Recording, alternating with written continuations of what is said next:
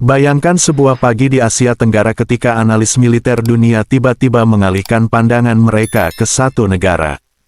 Bukan karena konflik, bukan pula karena krisis, tetapi karena sebuah kemungkinan besar yang mengubah peta kekuatan kawasan. Pertanyaannya sederhana namun penuh dampak.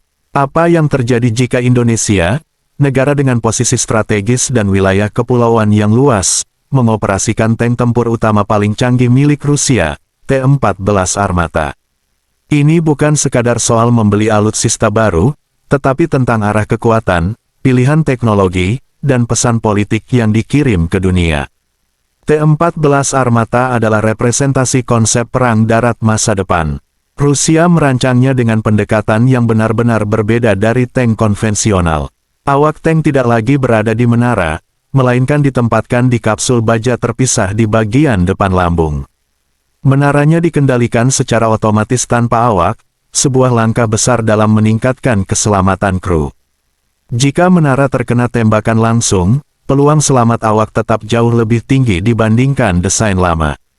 Dengan bobot tempur sekitar 48 hingga 55 ton, Armata tetap tergolong lincah. Mesin dieselnya yang bertenaga 1.200 hingga 1.500 tenaga kuda memungkinkan kecepatan hingga 90 km per jam dengan jarak operasi sekitar 500 km. Senjata utamanya adalah meriam 125 mm generasi terbaru yang mampu menembakkan berbagai jenis amunisi, termasuk rudal anti-tank berpemandu.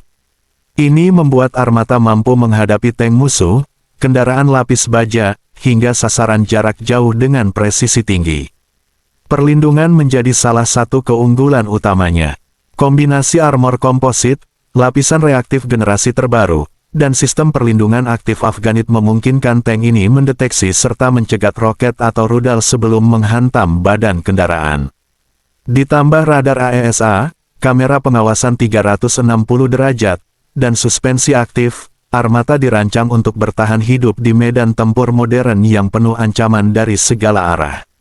Jika Indonesia memiliki T-14 Armata, efek militernya akan langsung terasa.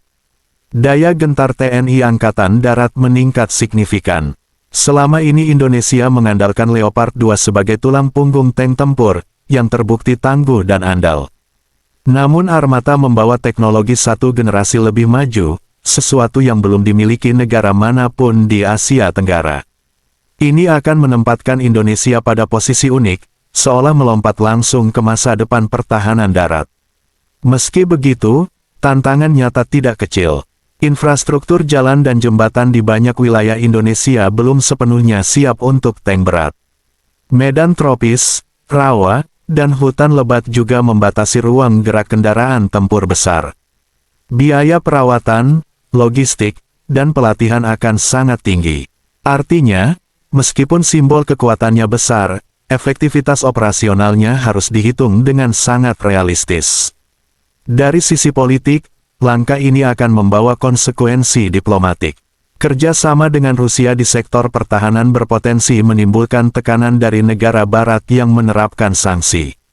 Namun di sisi lain, hal ini justru mempertegas posisi Indonesia sebagai negara yang bebas menentukan pilihan, tidak terikat pada satu blok kekuatan, dan berani mengambil keputusan strategis demi kepentingan nasional.